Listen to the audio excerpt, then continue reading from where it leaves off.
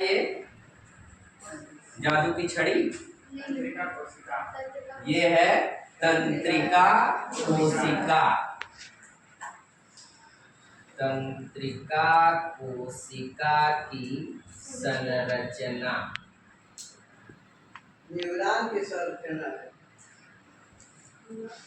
इसको इंग्लिश में कहेंगे स्ट्रक्चर ऑफ न्यूरॉन। ठीक है, तो ये क्या है? तंत्रिका कोशिका है। जितने भी उच्च श्रेणी के जंतु होते हैं उसमें संवेदना को ग्रहण करने और उसके प्रति प्रतिक्रिया देने का काम इन्हीं तंत्रिका कोशिकाओं की मदद से क्या होता है, संभव होता है। इसमें जो बड़ी कोशिका जैसी संरचना दिख रही है इसको कहते हैं साइटॉन। क्या कहेंगे? साइटॉन कहेंगे। और इसमें जो ये उभार निकले हुए हैं इन उभारों को कहते हैं डेंड्रॉन। क्या कहेंगे? डेंड्रॉन। और इनसे जो ये रेशे जैसी संरचनाएं निकली हैं इनको कहते हैं डेंड्राइट्स। क्या कहेंगे? डेंड्राइट्स। और इनके अंदर कुछ कणनुमा रचनाएं होती हैं। इन रचनाओं को कहते हैं निसल्स ग्रेन्यूल्स।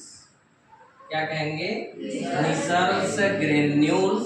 और एक जो छड़ी जैसी लंबी संरचना आपको दिखाई दे रही है इसको हम लोग कहते हैं एक्सॉन।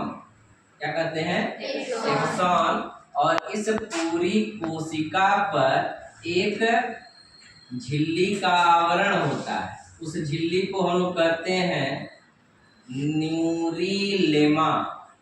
क्या कहेंगे? न्यूरीलेमा। और बीच बीच में जो मोटा गद्दी जैसा अस्तर दिख रहा है ना, ये वसा की परत है। ठीक है, तो इस परत को क्या कहते हैं? Myelin sheath. क्या कहेंगे? माइलिन शीथ कहेंगे। और जहां जहां यह माइलिन शीथ नहीं है, बीच बीच में खाली जगह है ना, तो इस खाली जगह को क्या कहते हैं? Node of Ranvier. क्या कहेंगे? Node of Ranvier. और लास्ट में यहाँ पर होते हैं सिनेप्टिक नॉब्स। सिनेप्टिक नॉब्स ये दूसरी तंत्रिका कोशिका के डेंड्राइट्स के साथ जुड़कर एक सिस्टम का क्या करते हैं? निर्माण करते हैं। तो हम बताए थे 3 तरह की तंत्रिका कोशिकाएं होती हैं। एक संवेदी तंत्रिका कोशिकाएं, एक साहचर्य तंत्रिका कोशिकाएं और एक प्रेरक या चालक तंत्रिका कोशिकाएं। तो संवेदी तंत्रिका कोशिका का काम क्या होता है? ज्ञानेंद्रियों द्वारा संवेदना को ग्रहण करना। जैसे आंख द्वारा दृश्य संवेदना, नाक द्वारा घ्राण संवेदना मतलब सूंघने की संवेदना, कान द्वारा श्रवण संवेदना मतलब सुनने की संवेदना, त्वचा द्वारा स्पर्श संवेदना और जीभ द्वारा स्वाद की संवेदना। ये सब संवेदना कौन सी कोशिका ग्रहण करती है? संवेदी तंत्रिका कोशिका। और उसको कहाँ तक पहुंचाती है? मस्तिष्क तक पहुंचाने का कार्य करती है। मस्तिष्क जो है वो साहचर्य तंत्रिका कोशिका का बना, वो एनालिसिस करता है उस संवेदना का और उसके लिए जिस अंग को आदेश देता है वो अंग उसके प्रति क्या करता है? प्रतिक्रिया करता है, अनुक्रिया करता है। तो किस तंत्रिका द्वारा भेजता है अपने आदेश को? तो चालक तंत्रिका कोशिका द्वारा। तो यहाँ पर सिस्टम बन गया।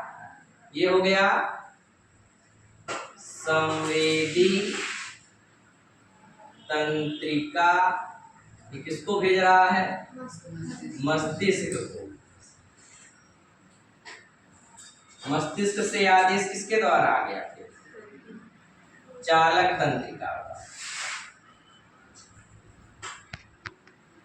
तो संवेदी तंत्रिका कहाँ होगा? संवेदी अंग में। कहाँ होगा?